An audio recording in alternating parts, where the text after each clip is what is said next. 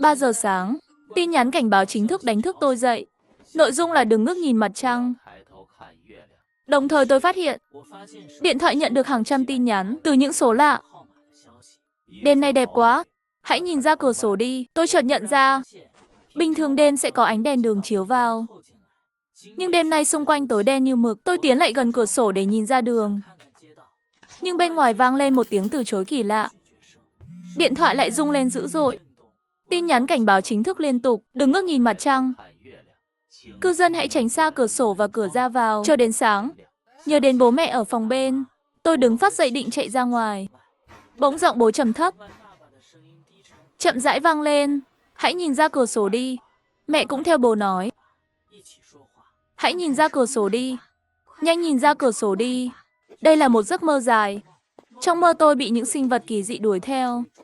Một vài trong số đó mang khuôn mặt người quen. Đột nhiên tỉnh giấc, ánh nắng lọt qua khe rèm chiếu vào phòng. Trời sáng rồi, bố mẹ đã chuẩn bị bữa sáng.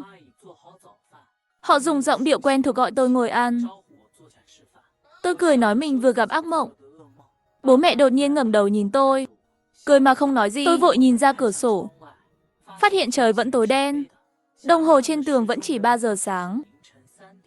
Trong bóng tối, bố mẹ cười nói, con cuối cùng cũng mở cửa rồi. Chúng ta cùng đi ngắm trăng nhé. Tôi nhận ra có gì đó không ổn, vội chạy về phòng. Phía sau vang lên những âm thanh kỳ lạ. Tôi đóng cửa lại, thấy tin nhắn chính thức lại hiện lên. Đừng ăn đồ họ cho. Nếu không, trời sẽ không bao giờ sáng. Tôi tuyệt vọng nghĩ, hay là nhìn mặt trăng một cái thôi. Nếu trở thành quái vật, là số phận của con người, tôi sẵn sàng thuận theo. Kéo rèm cửa, tôi thấy bóng tối dày đặc bỗng tan biến. Con đường vắng lặng, trên bầu trời treo một vầng trăng tròn sáng rực. Mọi thứ thật yên bình và đẹp đẽ. Đồng thời, điện thoại nhận được tin nhắn. Chào mừng đến với bữa tiệc mặt trăng. Mục đích của chúng tôi là mang lại hạnh phúc vĩnh cửu cho nhân loại. Cửa phòng bị gõ từ bên ngoài. Lần này giọng bố mẹ quen thuộc và bình thường. Ra ăn cơm đi. Học hành đứng bét thì thôi. Cơm cũng chẳng chịu ăn. Con nhìn thằng bé nhà hàng xóm xem. Lúc nào cũng đứng nhất. Sao con không cố gắng chút đi? Con còn phải đi học. Cái kiểu này thì hạnh phúc cái gì? Chỉ là tin nhắn lừa đảo thôi. Thằng nhóc lại giả vờ ngủ rồi. Không ăn thì chết đói. Bố mẹ đi dạo đây. Nhìn qua cửa sổ, tôi thấy bố mẹ mặc bộ đồ thể thao buồn cười. Tham gia hoạt động của người già trong công viên, tôi gọi điện cho bạn gái. Trong điện thoại vang lên tiếng cười đáng yêu của cô ấy. Anh sao lại nhớ gọi cho em thế? Cô ấy lại kể về lễ tình nhân năm ngoái. Khi chúng tôi đến Tây An xem biểu diễn, anh đã đuổi theo em suốt 2 tiếng đồng hồ. Ăn tối xong, tôi lên giường ngủ sớm. Lần này, tôi đón bình minh. Ngày đầu tiên, trước khi ra khỏi nhà, tôi ngắt một bông hoa cúc trắng từ lọ hoa. Khi đi ngang cửa nhà hàng xóm, tôi cắm nó vào khe cửa. Buổi trưa, tôi trốn học đi xem phim với bạn gái. Ngày thứ hai, tôi lại ngắt một bông hoa cúc trắng. Cầm trên tay, khi đi ngang cửa nhà hàng xóm, tôi lại cắm nó vào khe cửa. Buổi trưa, tôi trốn học đi xem phim với bạn gái. Ngày thứ ba, trước khi ra khỏi nhà, tôi ngắt một bông hoa cúc trắng từ lọ hoa. Khi đi ngang cửa nhà hàng xóm, tôi cắm nó vào khe cửa. Buổi trưa, tôi lại đi xem phim với bạn gái. Tôi cảm thấy cuộc sống này thật nhàm chán, nên đã chia tay bạn gái. Về nhà, tôi một mình trùm chăn ngủ. Lần này, tôi không đợi đến sáng. 3 giờ sáng, điện thoại rung lên, đánh thức tôi dậy. Đêm nay đẹp quá. Hãy nhìn ra cửa sổ đi. Nhìn lại những ngày qua, tôi nhận ra mọi thứ đều kỳ lạ.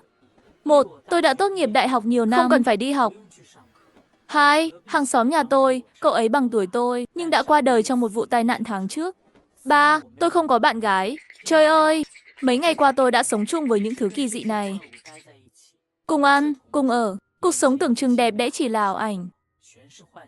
Tôi mở điện thoại, cố gắng đăng nhập các mạng xã hội để tìm kiếm sự giúp đỡ. Nhưng không ngoại lệ. Câu trả lời đều là, đêm nay đẹp quá. Hãy nhìn ra cửa sổ đi, tôi tuyệt vọng. Lực lượng kỳ lạ nào đã khống chế con người trong ảo ảnh. Tiếng móng tay cào cửa liên tục vang lên. Đến giờ đi học rồi, đến giờ đi học rồi, đến giờ đi học rồi. Tôi không chịu nổi nữa. Hét lên, tao tốt nghiệp bao nhiêu năm rồi, tao không cần đi học nữa. Đột nhiên, điện thoại rung lên dữ dội. Hàng loạt tin nhắn ồ ạt gửi đến. Gửi những người sống sót, nếu bạn nhận được tin nhắn này, nghĩa là bạn đã phát hiện ra nghịch lý và sống sót qua một lớp ảo ảnh. Hãy chắc chắn khóa cửa và cửa sổ và chờ đến sáng. Thật vui vì chúng ta vẫn còn sống. Liên minh sinh tồn đã có những bài học từ quá khứ. Tôi chỉ lắng nghe, nằm trên giường, chờ đợi bình minh. Bây giờ là 6 giờ sáng ngày mùng 5 tháng 8. Ngày cuối cùng thế giới này còn bình thường. Là 10 giờ tối ngày 27 tháng 7. Tôi đã không ăn gì từ rất lâu. Tôi lôi mì gói từ dưới giường ra, nhai một cách khô khan, uống một ngụm nước đã mở từ lâu trên đầu giường. Tôi có thêm chút sức lực. Lần này, tôi cẩn thận kéo rèm cửa một khe nhỏ. Những người gầy gò, hốc hác, đi lang thang dưới ánh mặt trời. Đáng sợ hơn, đôi mắt họ phát ra ánh sáng đỏ như máu. Một tiếng thét kinh hoàng vang lên từ xa. Một bóng người gầy gò đang cố gắng chạy trong đám đông. Không, tôi không muốn quay lại. Tôi vừa mới tỉnh lại. Xin hãy tha cho tôi. Tất cả mọi người đều quay đầu về phía cô gái. Đôi mắt họ càng đỏ hơn. Cô gái bị dồn vào góc, bất lực. Dần dần, một nụ cười kỳ lạ hiện lên trên mặt cô. Dưa chín rồi, mua dưa không? Có thử đi, ngọt lắm. Cô bước chậm rãi, về phía cái cây. Cô đập đầu vào thân cây. Dưa chín rồi, mua dưa không? Có thử đi, ngọt lắm. Tôi tận mắt chứng kiến cô gái tự đập vỡ đầu mình. Gần như ngay lập tức, những cái đầu dưới kia đồng loạt quay về phía tôi. Điện thoại tôi nhận được tin nhắn mới. Hãy tránh ánh mắt của họ. Nếu gặp khó khăn, hãy gửi vị trí của bạn đến số này. Tôi không nghĩ ngợi. Gửi ngay vị trí của mình. Người sống sót thân mến, bạn đang ở trong khu vực nguy hiểm. Vừa rồi, một người sống sót đã mất liên lạc. Trong lúc cố gắng thoát khỏi, việc cứu hộ gặp khó khăn. Địa chỉ của chúng tôi là sân vận động Tây Hoàn. Nếu có thể, hãy tự di chuyển đến đây. Nếu không, hãy chờ đợi đội cứu hộ. Tôi nhớ lại cảnh tượng vừa rồi. Thức ăn trong sương mù ngàn sao chỉ đủ dùng trong 3 ngày. 3 ngày sau, tôi sẽ phải tự tìm cách.